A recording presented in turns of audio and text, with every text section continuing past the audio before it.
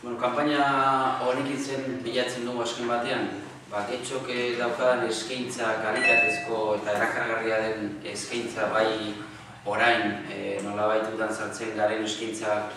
potente hori bai urtean zehar nolabait indartu. Nola indartu, azken batean nolabait argi utziz gaur eguneko mundu honetan bai pertsonak, bai enpresak eta bai hiriak elkarren kompetentzian sartzen direla edo lehian sartuta daudela, nahi dugu errealitate horretatik hasita, gure guk planteatzen dugun eskaintza bai aizialdi mundua, bai kulturan, bai kirolan oso potentea, erakargarria eta kalitatezkoa denez, eskaintza horretik hasita nahi dugu eskaintza hori indartu eta potentziatu erabiliz kompetentzian erabiltzen den tresna garbi bat, hau da, marketinga. Eta marketingaren bitartez nahi dugu bai barrura begiratu eta batez be kanpora begiratu gure eskaintza hori indartu eta potentziatu, mezua indartu eta potentziatzea azken batean bisitariak erakartzeko eta gure inguruko udalerri eta hiriekin kompetentzia jartzeko momentuan tresna hau erabiltzeko aukera edukitzeko eta azken batean bisitari gehiago edukitzeko, denok dakigun moduan bisitariak usten dute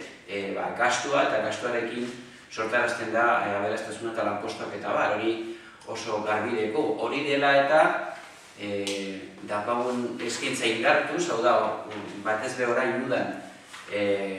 gure eskaintza kultura oso potentea da, dauzkagu gure festival nagusiak, bai jazekoa, bluesekoa, folkekoa, habanerakoa eta badauzkagu ere gure asokak, orain urrengo astean badaukagu artizauntzaren asoka adibidez, jakin badakigu eskaintza hori bisitari asko ekartzen ditula, baina nahi dugu indartu. Ekimen berriekin, eta hor dago dinosaurioen parkea, hor dago itsasoaren aste hori, aurkeztuko duguna eta baina baita ere, noski marketingaren bitartez eskaintza hau kanpoan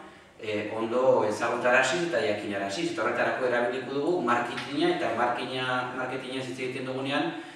eslogan hau prestatu egin dugu gure jarduera guztiak nolabait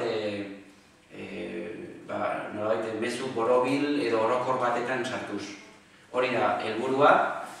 jakin badakigu hau ez dela nolabait panazea izango, baina ikusten duguna beharrezkoa dela, azken batean gure inguruko, eta ez gure inguruko, nik uste Europa mailan entitatezko hiriak ari direla hortan lan egiten eta erabiltzen dute horrelako baliabideak. Beraz guk ez gara atzean geratuko eta erabiliko dugu dauzkagun eta behar dugun baliabide guztiak gure eskaintza potentziatzeko, jakinarazteko, ezagutarazteko eta azken batean bisitariak ekartzeko helburu horrekin.